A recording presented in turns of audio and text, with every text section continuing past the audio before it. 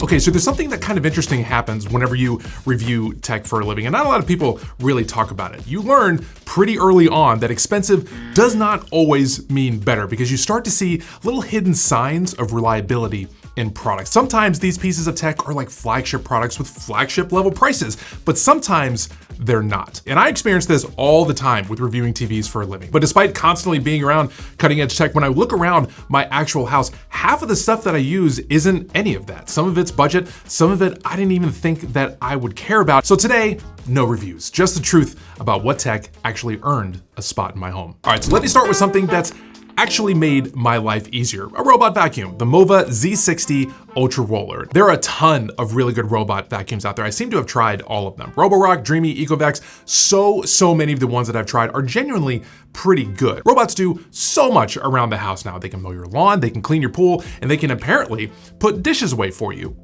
Kind of. But for me, as a toddler dad, it's all about cleaning the floors. Now, here's the context. I had a robot vacuum for years. I loved it. I left for work. I'd come home with clean floors. It was the dream, right? Then my daughter started crawling, and that was pretty much the end of that. I wasn't about to have a robot potentially scaring her or like running into her whenever she's just trying to play on the floor. But now that she's older and running around a lot, she's way more likely to chase the vacuum than be scared of it. So we thought, okay, it's time to try this again. It's time to get another robot vacuum. And this is the one that we had in the studio that we were testing. And after a couple of weeks, I just brought it home. Now, the cool thing about this is that it can just climb over objects that are about 3 inches tall. You got toys, fairy wands, random dolls. I don't know about your toddler, but that's what I have all over my floor. It just goes around them, or it just is gonna climb over them. No problem, no worrying about having to clean up your house before your robot vacuum decides to go and do its thing. And look, I know the reputation that these combo vacuum and mops have, like they almost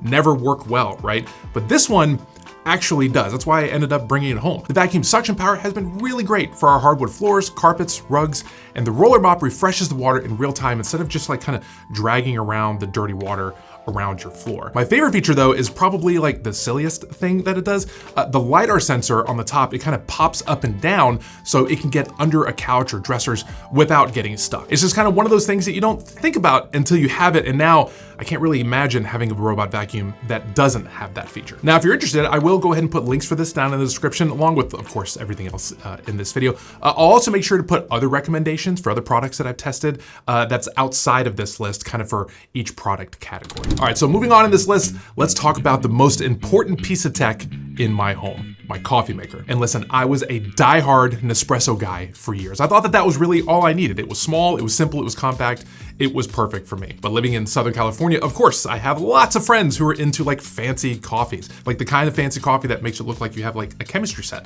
on your table. But honestly, I just can't be bothered doing that every single day, especially not having a toddler. That's when I found the X-Bloom Studio. Now, this is a 3-in-1 machine. It's got a grinder, brewer, and a scale all in one. Now, the build quality in this thing is really good. This isn't just some kitchen gadget that is going to fall apart in like 6 months or so.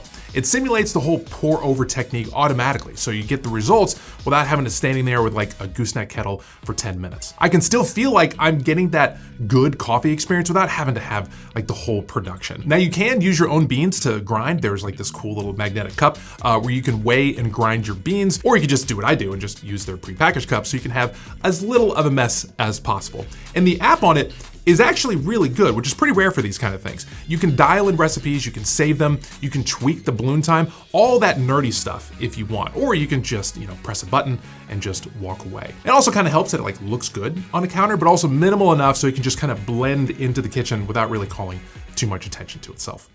All right, so while we're talking about things that just kind of work well in the background, let's talk about the smart home setup. Now, I use Apple for basically everything except the smart home stuff. And I've used Google for a really long time now, and I've been like this close to switching to HomeKit a few times. But the thing that has mainly kept me in the Google ecosystem, as silly as it sounds, is the Nest Hub 2nd generation. Now, I know this thing is about like 4-ish years old. If Apple came out with a HomePod that had a screen, I would absolutely switch over to all Apple stuff immediately. but they don't have one. And the Nest Hub is one of those pieces of tech that I was talking about in the intro. It's not the newest, it's not the most expensive, but it's just reliable and it just works. Now, I like having the digital clock on it. I like being able to control my smart lights. I like that it shows me the weather, and it's especially useful for seeing who's at the door. Now again, it is not the newest piece of tech in my home, but it is certainly reliable, which, speaking of reliable, let's talk about my doorbell. We also use the Google Nest doorbell. It's the battery powered one. I went with it because I'm already kind of in the Google ecosystem, right? But with our place, you can't drill into the side wall next to our door. It's some annoying HOA thing. So we couldn't do the wired version. We use the wireless one with kind of like this clamp attachment instead. And I just wish that the battery lasted longer. Like I'm charging it once every kind of like few weeks. And if it lasted like a little bit over a month, I think I'd be a lot happier with it. But that's a lot to expect from these like kind of compact camera doorbells. Now it's a simple design, works as expected. I know there's more advanced and kind of like fancier doorbells out there, but if I ever switch to HomeKit, I'll definitely be looking at those options. But for now, this one does the job. Now that Google Hub that I use also controls all of our lighting, which like I've been like a Philips Hue person forever. Like I've had them so long that I used to have to buy them at Apple stores way back when they were only sold there exclusively. I think that was like 2012 or 2013 or so. Long time. But recently I've been looking to update some of those older lights, and over the years, they've just gotten way too expensive. A single color bulb is $50 now, so you're looking at hundreds of dollars just for one room. So I heard good things about it and started checking out Govee, and my wife has been pushing for it. She's been tired of like the Hue app and like kind of wanted more playful options for our daughter. And after trying a few Govee lights out, I had a nice moment of relief because I knew that both my wife and my wallet were gonna be a lot happier. Not only were they a lot cheaper, but they were actually really good. The big thing with me with smart lighting was always about the color temperature accuracy. That's why I stuck with Hue for so long. The cheap smart bulbs that I've usually come across, like they always looked terrible. They were either too blue or too orange or some weird like greenish tint. Govee, however, completely nailed color temperature. The whites look right and they're half of the price. I also picked up some of their like floor pole lights for the living room, and they don't take up much space and kind of gives a nice like pop of color into the corner. My daughter loves the more like dynamic stuff that they use, so like strips with animations, like that kind of thing. She usually spends about 3-4 minutes before bed trying to decide what color she's gonna change the lights for her night light. So she really enjoys them. One knock on them though, I do wish that they would update their app. It's kind of cluttered, feels a little bit outdated, but like honestly, I'm mostly controlling these lights through the Google Home setup anyway, so like it's not really a huge deal. But everything else about it has been really great. Really good design, good prices, accurate colors. That's all that I really needed.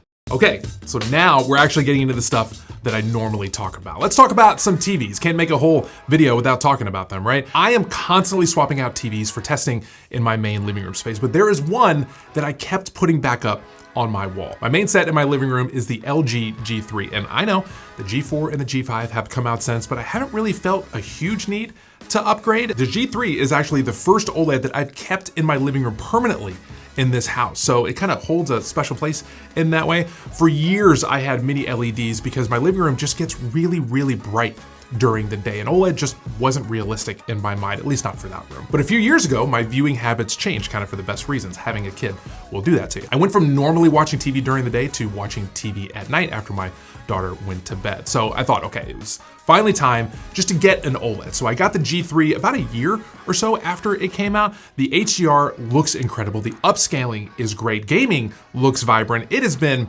absolutely perfect. It also has the amazing additional perk of being bright enough to watch during the day and does a really great job at outshining most of the reflections, even in my sun-soaked living room. And having an OLED up on the wall also kind of forced me to finally invest in blackout curtains for when the sun is at its worst position, you know, like kind of solving problems that I probably should have done years ago. And I knew once that G3 was up, I wasn't gonna keep anything else on my wall long-term other than an OLED TV. And I've like owned OLEDs for years, but like tragically never been able to have them in my main space until this TV. And I don't really see myself using anything else but OLED in my main living room for the foreseeable future, unless it was a Sony Bravia 9. That might be like the only LED TV, at least out right now, that I would consider using in that space. Now in our spare bedroom, I'm using the TCL QM7K. Now this is a QD mini LED TV, and that image has absolutely no right looking as good as it does for the price. It sustains around 2,500 nits of brightness, so super bright for that spare bedroom. Colors are vibrant, the local dimming is really good,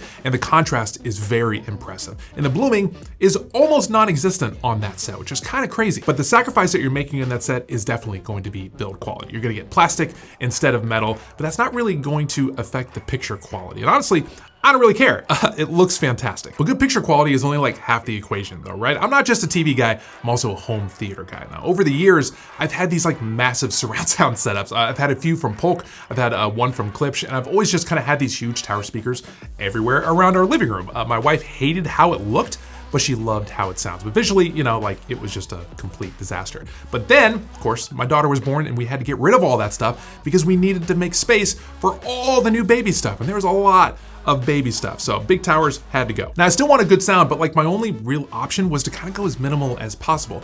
So a few years ago, I picked up the Sonos Arc. Now, I've heard Sonos speakers before and I've always kind of been like pleasantly surprised, but I never really owned one. Now, the one thing that I really liked about Sonos is that you could expand the system really easily if you need it. Now, my internal instinct is just to kind of get the whole system like all at once. The Sonos Arc for the center channel, subwoofer, and a couple of sets of the Sonos ones for like the other channels. But my wife strongly suggested that we just go with just the Arc and just start there. Now, I agreed, and I just thought that I would just kind of expand down the road anyway.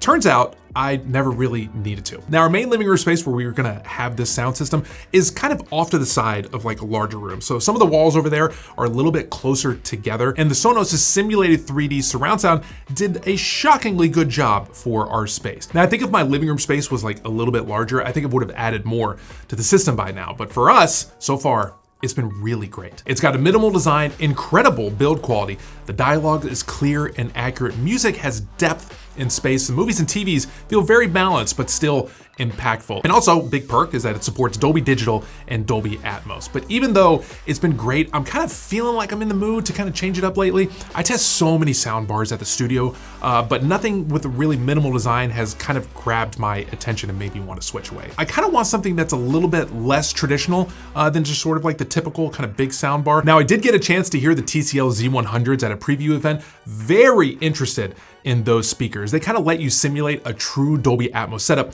without needing the huge bulk of like the traditional surrounds and having like a ton of speakers like all around your house. You can place these speakers pretty much wherever you want and they will automatically calibrate. That's kind of right up my alley. I'm really looking forward to spending more time with those. If I get my hands on them soon, maybe I'll have a video for you with my full experience on the TCL Z100s. Okay, so that's it. That's kind of the main tech that earned permanent spots in my home. I didn't want this video to feel like I was like trying to market anything or like overhype it or just like sell you anything. This is just the stuff that like works for me.